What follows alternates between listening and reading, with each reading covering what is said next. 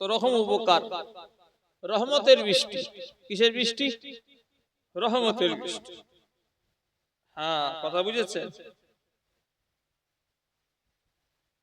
নবীর উম্মতিরা, ও মুসলমান, মাসে বসেছে আল্লাহ কত বড় নিয়ামতের মাস করেছেন।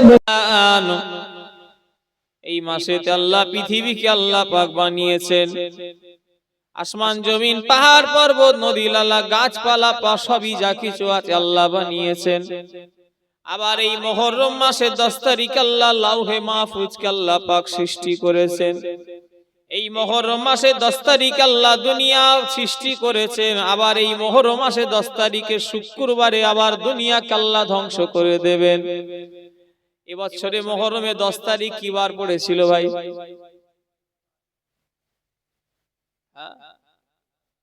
শুক্রবার। তাহলে এবারে ধ্বংস হয়নি? আল্লাহু আলিমুল গায়েব, গায়েবের খবর জানেন কে? আল্লাহ। কোন শুক্রবারে হবে সেটা আল্লাহই ভালো জানে। কথা ঠিক না ভুল বলেন? নবীর উম্মতিরা, ও মুসলমানের ছেলেরা, তবে আমি আপনাদের ভাই বলে গেলাম, সেই মুহররমের মাস আল্লাহ কত বড় নিয়ামতের মাসে আল্লাহ বসিয়েছেন। নূহ আলাইহিস সালামের কথা বলছিলাম।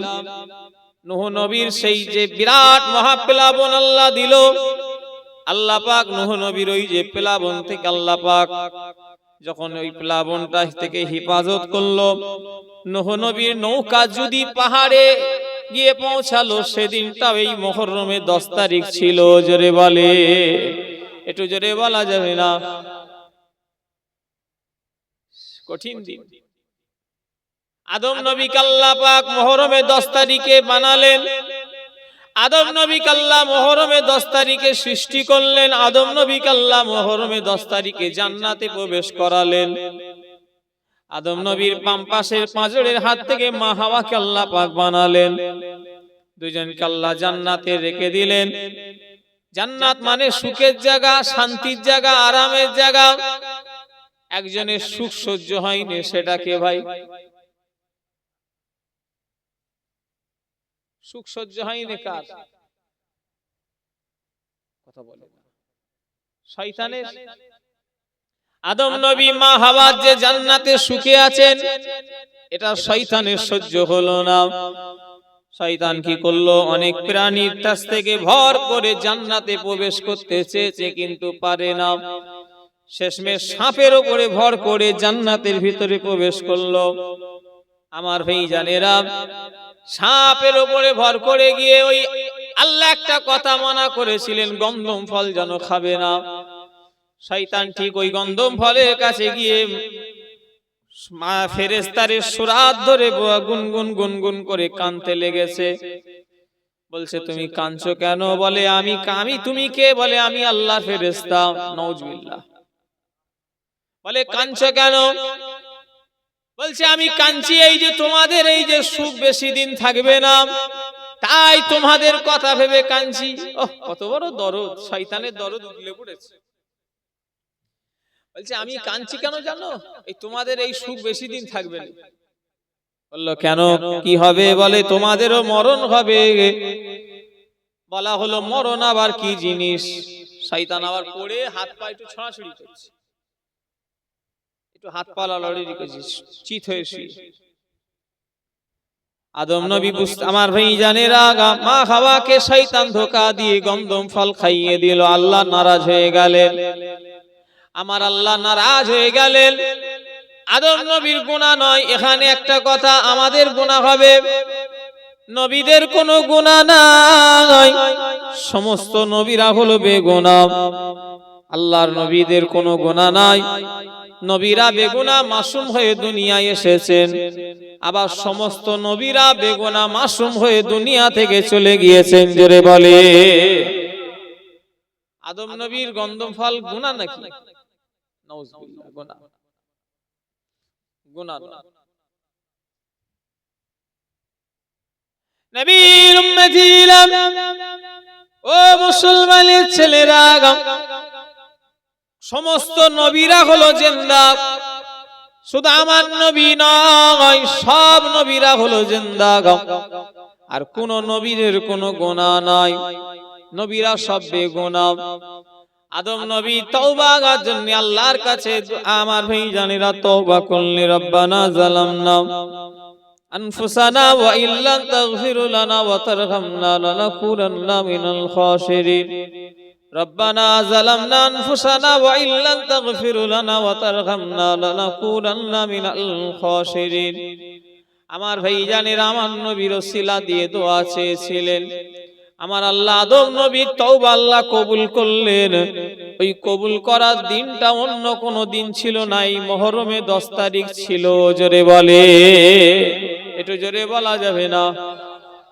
কত মোতাবারক এই মাস মুহররম, 10 তারিখ। নবী উম্মতিরা, এই মাসে বহু কিছু ঘটনা ঘটেছে।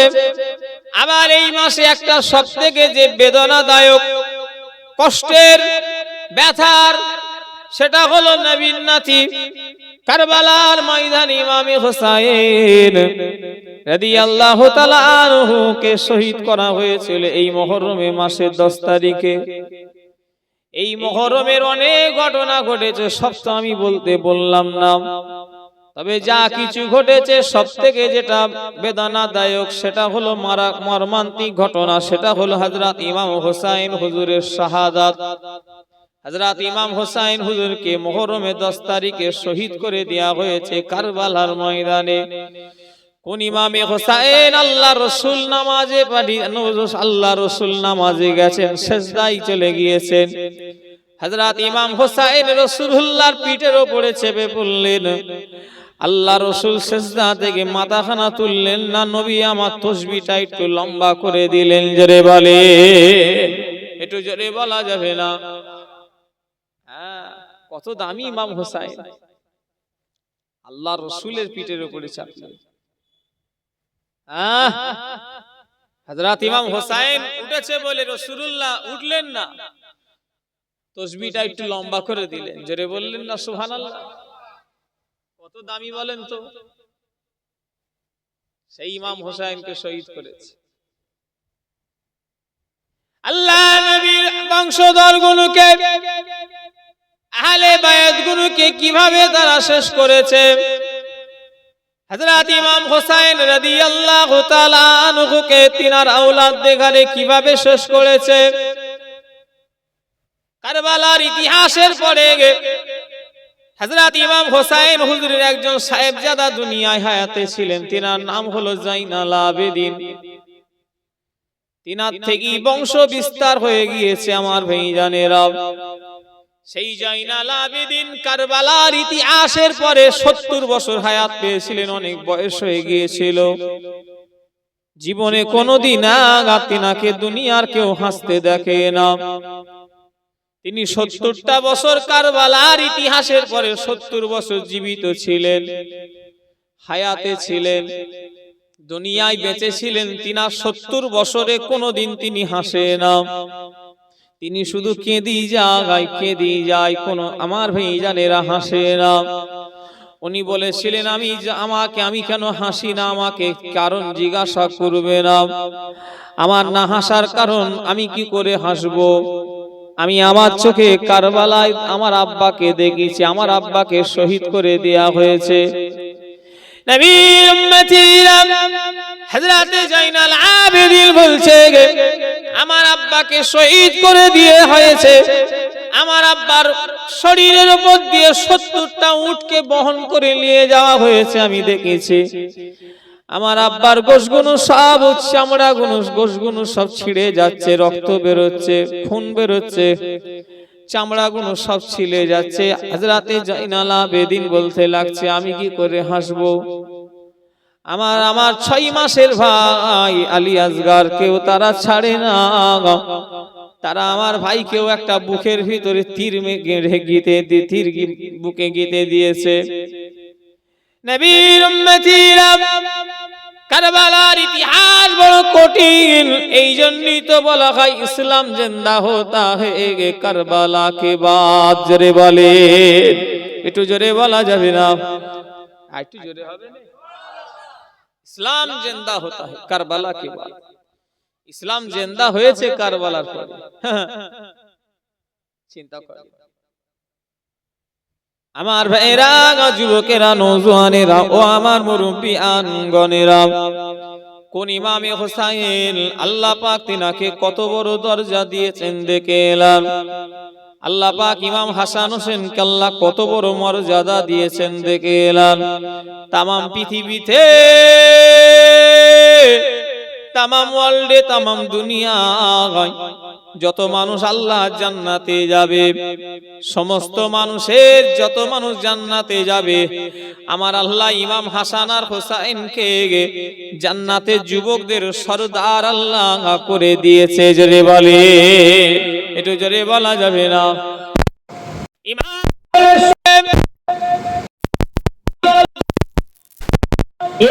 শুনলে দিদাল্লাহ হোসেন কেনই বা থাকে উনি নয় সে আরে কদিন 15 20 20 25 80 ঠিক নাই তো চিরস্থায়ী সেখানে বাদশাহী ইমাম হোসেন হযরত ইমাম হোসেনের সঙ্গে জিদের লড়াই কোনো গদির লড়াই ছিল না আমাদের বহু শিক্ষা দিয়েছে হকের উপরে টিকে থাকার ন্যায় করে দাঁড়িয়ে থাকার লড়াই হযরত ইমাম হোসেন যদি তো এজিদের সঙ্গে মিলে যেতেন তাহলে তো হতো না হযরত ইমাম হোসেন রাদিয়াল্লাহু সঙ্গে মিললেন না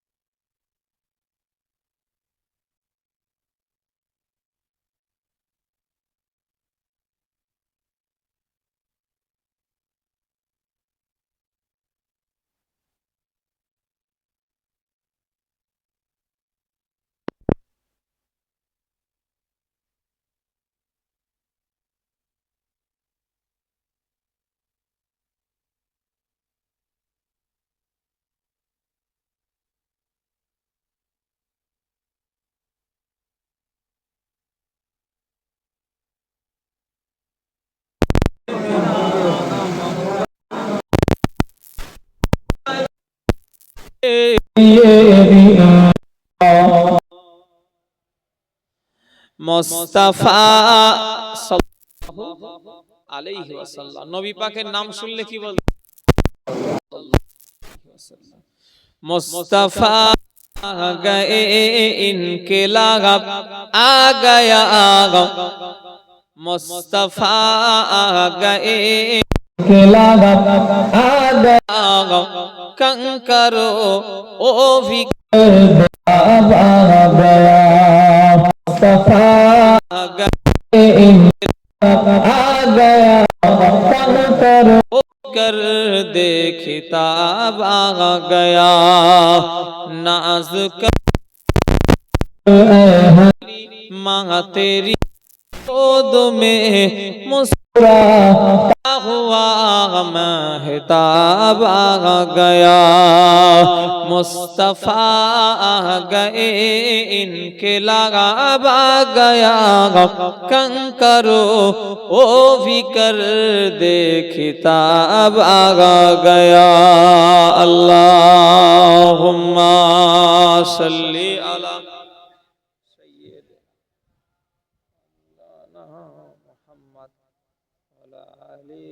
سيدنا নবী উম্মতি ও মুসলমানের ছেলেরা আমার ভাইয়ানেরা নবী পাকের প্রেমিকেরা দুনিয়ার আমার ভাইয়ানেরা অবস্থা ভালো নয় হযরত ইমাম হোসেনের মতো আমাদের হতে হবে হকের উপরে টিকে থাকতে হবে দুনিয়ার মানুষ কি বলছে আমাদের দেখে লাভ নেই, আমাদের আল্লাহ আল্লাহ রসুলের পক্ষে থাকতে হবে। কথা ঠিক না ভুল জোরে বলেন। দুনিয়ার মানুষ কি করছে না করছে আমাদের সেই করতে হবে না, আমার শরিয়ত কি বলছে সেটা আমাদের করতে হবে। কথা ঠিক না ভুল জোরে বলেন। হযরত ইমাম হুসাইন রাদিয়াল্লাহু তাআলা আনহুকে কুফার মানুষেরা চিঠি করলো, ও হযরত ইমামে হুসাইন আপনি কুফার জমিনে আসেন, আমরা আপনার কাছ থেকে দ্বীন ইসলাম শিক্ষা গ্রহণ করব। ওই চিঠিখানা নিয়ে হুজুর মক্কাবাসী দিগকে দেখাতে লাগলো। মক্কাবাসীরা বলল, হুজুর আপনাকে আমরা কুফায় যেতে দেব না। কুফার মানুষেরা হলো গাদ্দার, ওরা আপনার আব্বা হযরতে আলীকে শহীদ করে দিয়েছে। কত বড় শয়তান চিন্তা করে। কুফার মানুষগুলো হযরতে আলীকেও শহীদ করে দিয়েছে। হুজুর আপনাকে আমরা কুফায় যেতে দেব না। আবার কুফা থেকে চিঠি আসে, আবার এরকম করে কয়েকখানা চিঠি চলে আসলো। শেষবেলায় একটা চিঠি এলো, ও হযরত ইমামে হুসাইন আপনাকে আল্লাহর কসম দেওয়া হচ্ছে, আপনি যদি কুফায় না আসেন কাল কিয়ামতের ময়দানে আল্লাহর কাছে আপনার জন্য আপনার আল্লাহর কাছে দায়ী করব। হযরত ইমাম হুসাইন চিঠিখানা তাতে কয়েকজন সই করেছে। ওই চিঠিখানা লিখে ইমাম হুসাইন মক্কাবাসী দিগকে দেখাচ্ছে, বাবারা ও মক্কাবাসীরা দেখো বাবা, আমাকে কুফায় যেতে হবে আল্লাহর দ্বীন ইসলামের শিক্ষার জন্য। বাবা আমাকে কুফার মানুষেরা দাওয়াত করছে, বাবা আমাকে কুফায় যেতে হবে, দ্বীন ইসলামের জন্য যেতে হবে। মক্কাবাসীরা বলল, হুজুর আপনাকে আমরা কুফায় যেতে দেব না, তবে যদি আপনি আমাদের কথা একান্ত না শোনেন আপনার ভাই ফুফুতো ভাই মুসলিম বিন আকিলকে পাঠানো হোক, তিনি কুফার অবস্থা জেনে বুঝে তারপরে আপনাকে চিঠি করলে আপনি যাবেন। হযরতে মুসলিম বিন আকিলকে পাঠানো হোক। হুজুরের ফুফুতো ভাই ছিলেন সেটা। হযরতে মুসলিম বিন আকিল রাদিয়াল্লাহু তাআলা আনহু তিনার দুই সাহেবজাদা মুহাম্মদ আর ইব্রাহিম, এই 7-8 বছরের এক কথায় বাচ্চা হবে, তাদের গাড়ি নিয়ে কুফার দিকে রওনা হয়ে গেলেন। অনেক রাস্তা অনেক পথ অতিক্রম করে কুফা জামে মসজিদে গিয়ে পৌঁছালেন। এক এক করে মানুষ আস্তে হযরত ইমাম মুসলিমের কাছে ইমাম হুসাইনের নামে 40,000 মানুষ বায়াত হয়ে গেলেন। কত? 40,000। কত বড় মুনাফিক চিন্তা করে, এর মধ্যে আছে 40,000 এর ভিতরে। আল্লাহ গুনাহ মাফ করে। নবীর উম্মতিরা এই 40,000 মানুষ বায়াত হয়ে গেল। কুফার অবস্থা ভালো দেখে হযরত ইমাম মুসলিমার ভাইজানেরা ইমাম মুসলিম হুজুর চিঠি করলেন মক্কা শরীফে ইমাম হুসাইনের কাছে, ভাই আপনি চলে আসেন, কুফার অবস্থা খুবই ভালো, কুফার অবস্থা খুবই ভালো, আমার এত লোক বায়াত হয়েছে, সব লোক আপনার দিকে তাকিয়ে আছে, আপনি কখন আসবেন? আমার ভাইজানেরা কত লোক কত ভক্তি দেখাচ্ছে, কত দাওয়াত করছে, কত নজরানা পড়ছে, কত কিনা ভক্তি দেখাচ্ছে। হুজুর এই দেখে চিঠি করলেন, ইমামে হুসাইন হুজুর বেরিয়ে পড়লেন। আমার ভাইজানেরাই কিন্তু তার আগে আমার ভাইয়েরা এইদিকে অনেক ঘটনা ঘটেছে। হযরত ইমাম মুসলিম হুজুরকেও শহীদ করে দিয়েছে এবং তিনার দুই সাহেবজাদা মুহাম্মদ আর ইব্রাহিম দুই ভাইকেও শহীদ করে দিয়েছে শয়তানেরা। আমার ভাইজানেরা যারা বায়াত হয়েছিল তারা অনেকে ইমাম হুসাইনকে খুঁজছে মারার জন্য, কেন রাজদরবার থেকে উবাইদুল্লাহ ইবনে জিয়াদ ঘোষণা করে দিয়েছিল যারা ইমাম মুসলিম হুজুরের ঠিকানা বলে দিতে পারবে এজিদের দরবার থেকে তাকে বড় পুরস্কার দেয়া হবে। কত বড় মুনাফিক চিন্তা করেছেন কুফার লোকেরা। কিন্তু এদিকে তো চিঠি তো পেয়ে গেছে ইমাম হুসাইন, উনি তো চিঠি পেয়ে বেরিয়ে পড়েছে। আমার ভাইজানেরা এজিদ মুনাফিক মার্কা মুসলমান ইমাম হুসাইনের বিরুদ্ধে যারাই তলোয়ার ধরেছে, অন্য ধর্মের লোকেরা ধরে না, মুসলমান এরা ধরেছে। মুনাফিক চিনার চারটে উপায় রয়েছে। একটা হলো মুনাফিকের নমুনা হলো কথায় কথায় মিথ্যে কথা বলবে। মুনাফিকের আর একটা নমুনা হলো মুনাফিক ওয়াদা দিয়ে ওয়াদা খেলাফ করবে। মুনাফিকের আর একটা নমুনা হলো তর্ক করতে গিয়ে গালাগালি করে ফেলবে। মুনাফিকের আর একটা নমুনা হলো আমানতের মাল খেয়ানত করবে। শুনছেন আমার কথা? কি ইমাম সাহেব বলা ভুল হলো নাকি? ভুল হতেই পারে। আমি যে ওয়াজ করেছি সব কি ঠিক নাকি? নাউজুবিল্লাহ, আমার ওয়াজে ভুল হয় না? আমার ওয়াজে ভুল হয়ে যায়, আমি পরে শুনি কি অজান্তে বলে ফেলি, ভুল হয়ে গেছে, আল্লাহ গুনাহ মাফ করে। আমি জীবনে যা ওয়াজ নসিহত করেছি আমি বলছি বলে আপনারা মানবেন এমন নয়, কেন আমারও ভুল হতে পারে। দেশের ওলামায়ে হাক্কানীদের কিতাব দেখবেন, হাক্কানি ওলামায়ে দ্বীনের ঘরে জিজ্ঞাসা করে মানবেন। আবু জার হুজুর বলেছে বলে মানতে হবে এমন নয়, কারণ আমিও মানুষ, আমারও ভুল হতে পারে। ভুলের উপরে দাঁড়িয়ে থাকাটাই হলো বদমাইশি। হ্যাঁ বাবা আমার ভুল হয়েছে, স্বীকার করলি, এটাই তো। আমি যে জীবনে ওয়াজ নসিহত করেছি সব ঠিক আমি বলতে পারবো, কারণ আমার ভুল হয়েছে। আমি কেন বলবো যে আমি ঠিক করেছি? ওই জন্য বলছি মাসলা মাসাইল শরিয়াতের যে কোনো ব্যাপারে আমার ভুল ভ্রান্তি যদি হয়ে যায় আল্লাহ যেন মাফ করেন। আর আমি বলেছি বলে মানবেন এমন নয়।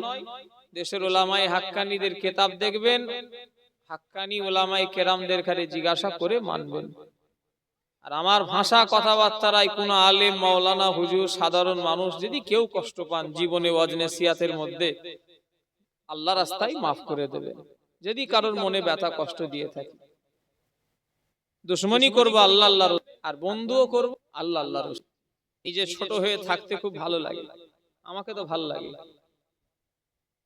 বড় হয়ে থাকতে ভালো লাগে না, ছোট হয়ে থাকবো বাবা ভালো। আমার দাদু একদিন দরবারে আছে, আর একজন মানুষ এসে বলছে, আচ্ছা ছোট হুজুর কোনটা?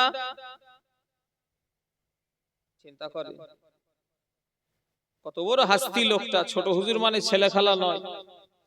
ছোট হুজুরের মুখের দিকে চেয়ে তাকানো যেত, এত আল্লাহ আমলে পাওয়ার আল্লাহ দিয়েছিলেন। আমার দাদুকে আমি দেখিনি। আর হবে না, সবাই উঠে দাঁড়িয়ে যান, নারে তাকবীর, নারে তাকবীর। আব্বাজান হুজুর কেবলা, আব্বাজান হুজুর কেবলা, নারে তাকবীর।